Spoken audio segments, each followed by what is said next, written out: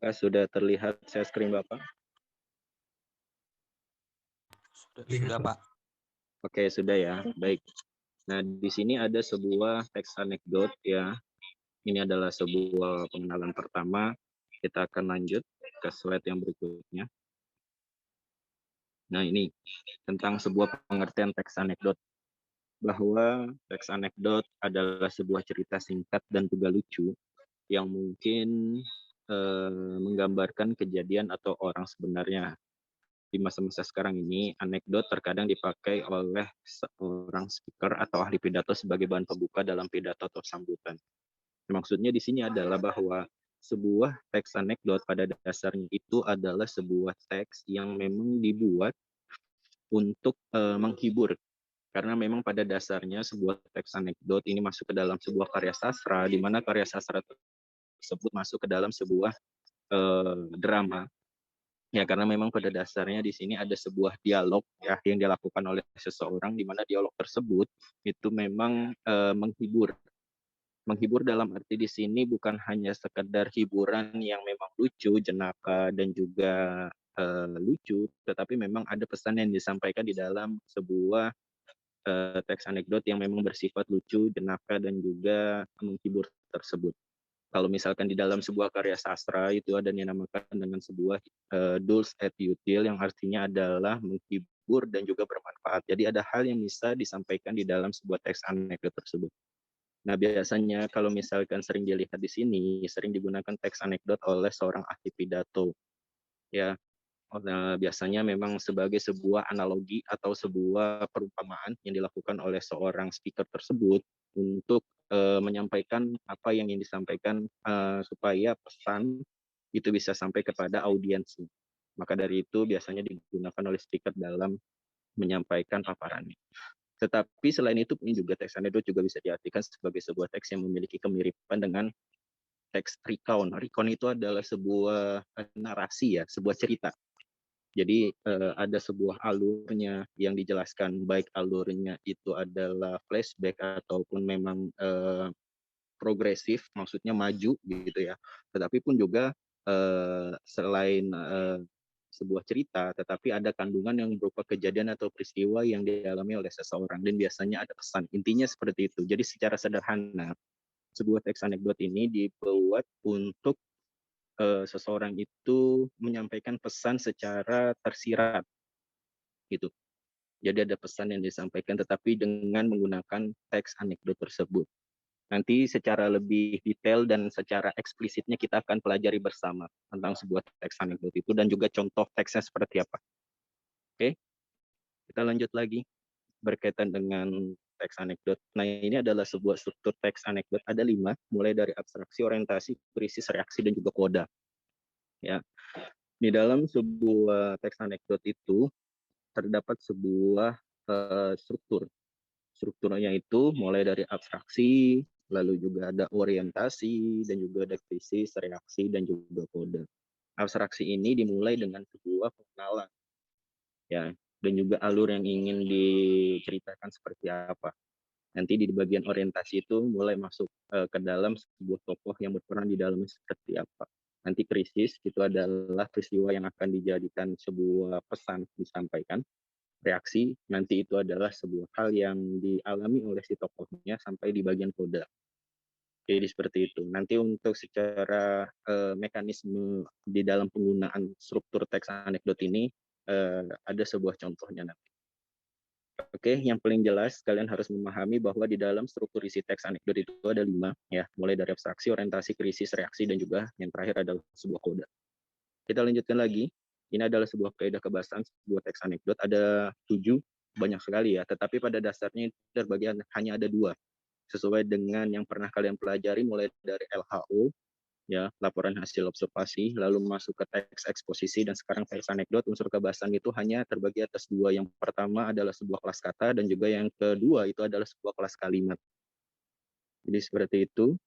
Kelas kata nanti secara kategorinya ada verba, ada adjektiva, ada verbia, konjungsi, pronomina, dan lain sebagainya yang berkaitan dengan kategori. Tetapi kalau misalkan di dalam fungsinya itu terdiri atas 4, 5 ya, S, P, U, K, dan juga pelengkap. itu secara fungsi, yang mana kalian sudah mempelajari itu pada materi yang sebelumnya. Ini kaidah kebahasaannya mulai dari urutan peristiwa berdasarkan waktu, lalu juga yang kedua menggunakan pertanyaan retorik, di mana pertanyaan retorik di sini itu diartikan adalah bahwa seseorang itu menyatakan, ya. Jadi retorik itu sifatnya adalah sebuah pernyataan seseorang yang disampaikan, tetapi bukan sebuah interrogatif. Kalau interrogatif itu adalah sebuah kalimat tanya, ya. Kalau kalimat tanya itu sama seperti yang sudah kalian tahu sebelumnya, terdiri atas 5W plus 1H. Tetapi kalau pernyataan ini adalah di mana seseorang menyatakan dan pada dasarnya retoris ini tidak perlu untuk dijawab. Kenapa seperti itu, Pak? Karena memang retorik di sini itu diartikan sebuah pernyataan yang memang sudah disepakati bersama dan memang tidak perlu ada jawaban. Seperti apa sih, Pak, contoh di dalam sebuah kalimat retorik atau retorisnya itu nanti kita akan masuk ke dalam contohnya, ya. Kita lanjutkan dulu tentang kaidah kebahasaan yang ada di dalam sebuah teks anekdot. Yang ketiga itu adalah penggunaan adverbia atau kata keterangan, ya. Baik itu keterangannya, waktu, tempat, dan lain sebagainya. Lalu ada konjungsi, kata hubung, ya. Kata penghubungnya bisa sudah pernah kalian lakukan pada saat kalian membuat sebuah contoh kalimat yang imperatif, deklaratif, dan juga yang lainnya itu berkaitan dengan kalimat. Itu sudah, ya. Jadi misalkan di dalam sebuah kalimat ada yang kalimat tunggal, ya. Kalimat tunggal biasanya tidak menggunakan konjungsi, tetapi ada yang berikutnya yaitu kalimat hipotaktik dan juga parataktik. Jadi seperti itu. Biasanya digunakan dalam bentuk kalimat majemuk, kalimatnya jamak gitu ya. Jadi ada konjungsi penghubungnya antara kalimat satu dengan kalimat yang lain. Kalimat satu dan contohnya kalimat satu dan kalimat dua, lalu ada konjungsi di tengahnya itu sebagai penghubung. Lalu ada verba juga, kata kerja, dan juga kalimat imperatif, kalimat perintah, dan yang terakhir itu adalah kalimat tanya, retorik, ya. Yang dimaksud di sini adalah tidak harus dijawab karena lebih berupakan pernyataan dibandingkan pertanyaan. Nah, yang tadi telah Bapak sampaikan itu. Oke, sampai di sini sebelum Bapak lanjut, adakah yang ingin ditanyakan berkaitan dengan pengertian teks anekdot? Lalu yang kedua adalah sebuah struktur isi, dan yang ketiga itu adalah kaidah kebahasaan di dalam teks anekdot. Adakah yang ingin ditanyakan? Silakan.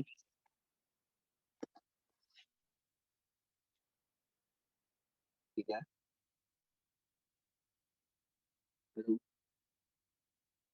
Ada yang ditanyakan kah? Silakan.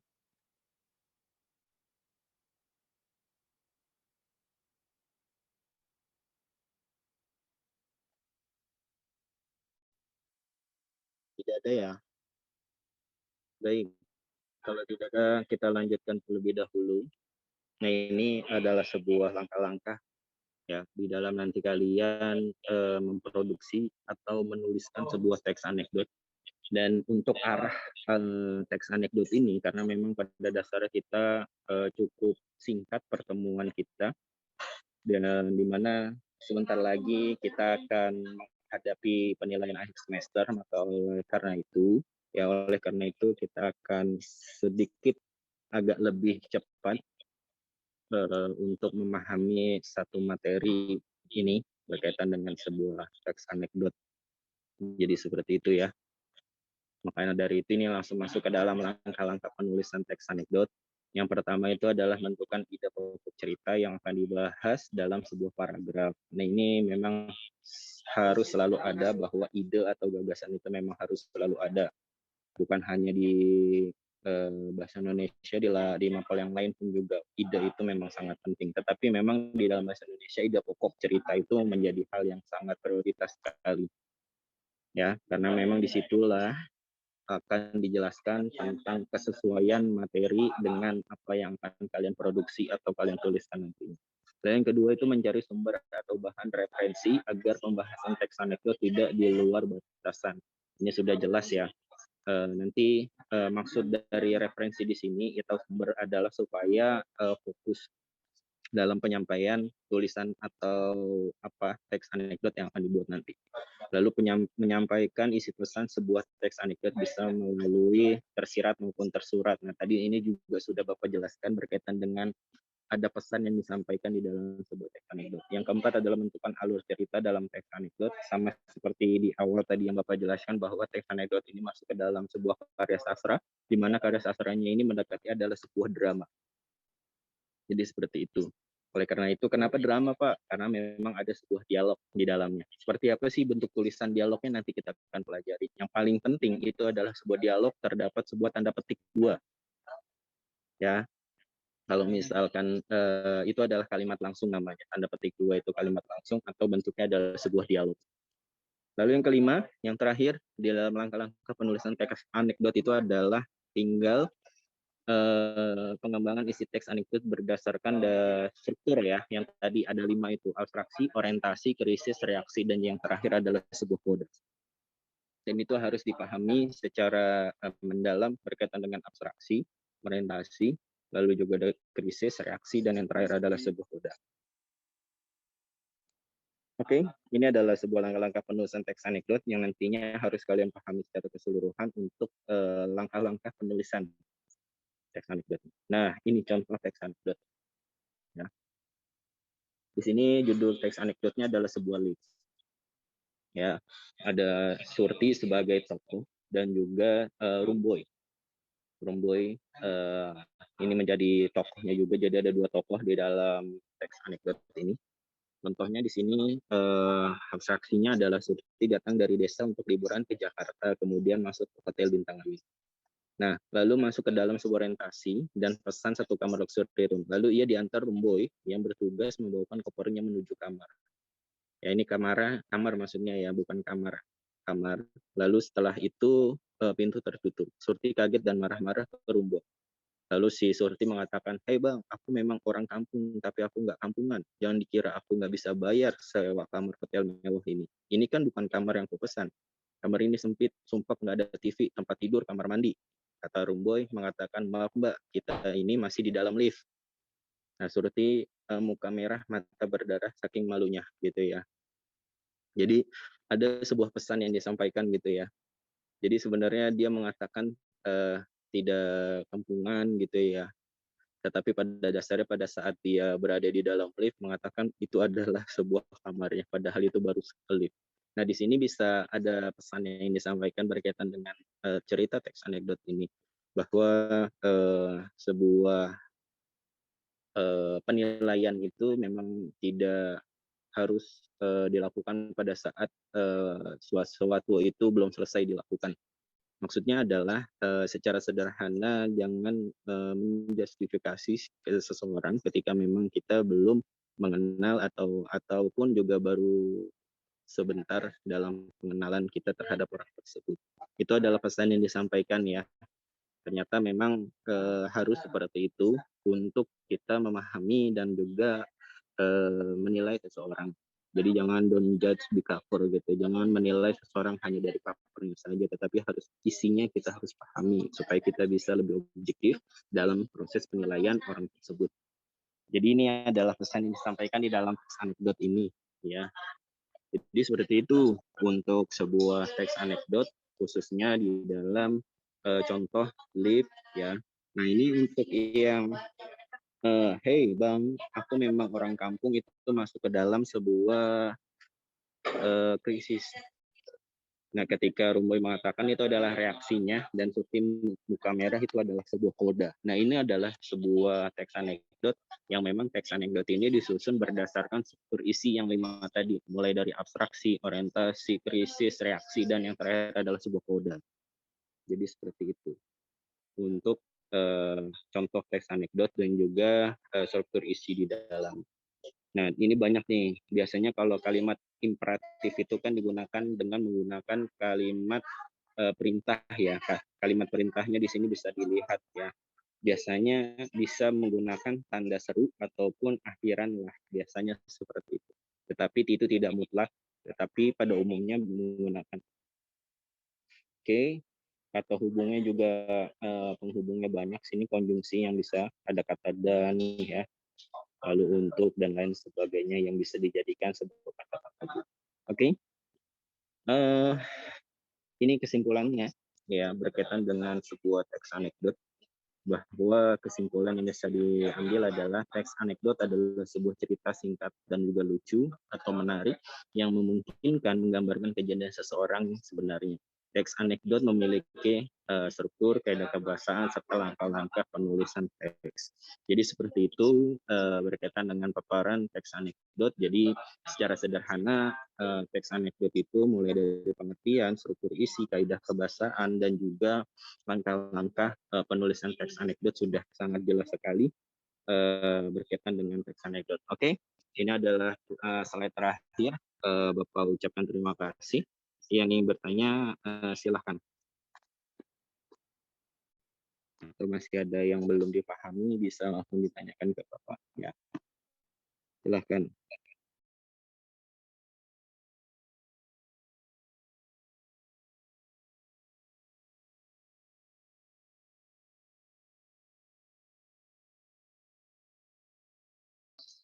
Pak, kalau teks anekdot dalam kehidupan sehari-hari itu apa, Pak?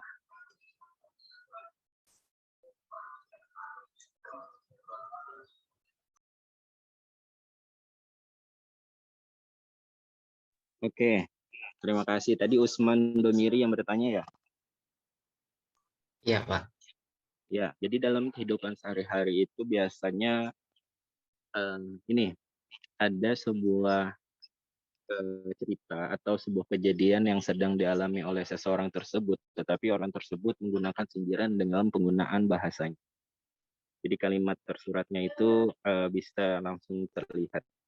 Contoh misalkan ketika ada sebuah kelas yang atau yang apa namanya, ketika misalkan contoh aja nih ya, misalkan seperti ini. Ada bahasa Bapak mengucapkan di dalam kelas ketika blended learning, Bapak mengatakan seperti ini. Bapak sangat merindukan sekali yang ada di ruang Zoom itu untuk menghidupkan kameranya. Bapak sangat merindukan sekali, gitu ya. Bapak sangat merindukan sekali yang berada di ruang Zoom itu untuk menghidupkan kamera, karena untuk bertatap maya, gitu ya. Nah, itu secara tidak langsung dalam kehidupan sehari-hari bisa dipahami, walaupun memang secara tidak langsung pasti akan banyak sekali jawaban-jawaban di mana tidak bisa on cam karena jaringan. Yang kedua karena memang device yang digunakan tidak bisa untuk on cam dan lain sebagainya lah yang sebagai sebuah alibi untuk tidak bisa untuk on cam. Padahal Bapak mengatakan adalah Bapak sangat merindukan sekali kalian untuk on cam, untuk tatap maya. Bapak sangat merindukan sekali gitu ya. Nah, itu secara tidak langsung kan memang walaupun memang tidak apa namanya, tidak bentuknya langsung ya, tetapi memang memiliki sebuah makna tersirat di dalamnya gitu. Itu Usman contoh dari sebuah teks anekdot dari kehidupan sehari-hari. Tapi pada dasarnya itu hanya contoh gitu ya. Di sini pun juga tidak, dan itu juga bisa menjadikan sebuah ide untuk merangkai narasinya. Tinggal kalian membuat, kalau tadi bahasanya adalah sebuah recount ya. Recount itu adalah narasi, cerita yang ingin alur, yang ingin dijelaskan di dalam teks anekdot yang nanti dituliskan. Jadi seperti itu Usman, berkaitan dengan teks anekdot dalam kehidupan sehari-hari. Atau yang lainnya masih banyak sebenarnya yang bisa kamu jadikan itu. Ya, Iqbal, gimana? Baik, Pak. Terima kasih. Berarti teks anekdot hampir mirip sama sarkas ya, Pak? Ya, tetapi kalau sarkas itu kan, kalau kalian pahami, sarkas itu lebih kepada hal yang memang lebih kasar bahasanya. Ya, kayak tadi Bapak contohkan itu adalah bahasa yang sekiranya agak sarkas gitu ya. Tetapi sarkasnya karena pada dasar definisi sarkas itu kasar. Ya. Jadi ada dua, itu kan masuk ke dalam sebuah majas ya. Sarkas, satir gitu ya. Lalu hiperbola itu masuk ya, masuk ke dalam sebuah majas. Tetapi jangan diartikan menjadi sebuah sarkas gitu, karena memang bahasa sarkas ini masuk ke dalam majas di mana sarkas tersebut memiliki konotasi secara maknanya agak stereotif. Maksud stereotif itu adalah ke arah yang negatif, sarkas itu. Ya walaupun memang, secara makna ya kita paham gitu ya, itu memang sarkas, tetapi dalam penggunaan karena memang inilah asiknya, belajar sebuah semakin tinggi pendidikan kalian, tata bahasa yang digunakan pun juga akan semakin berhati-hati gitu.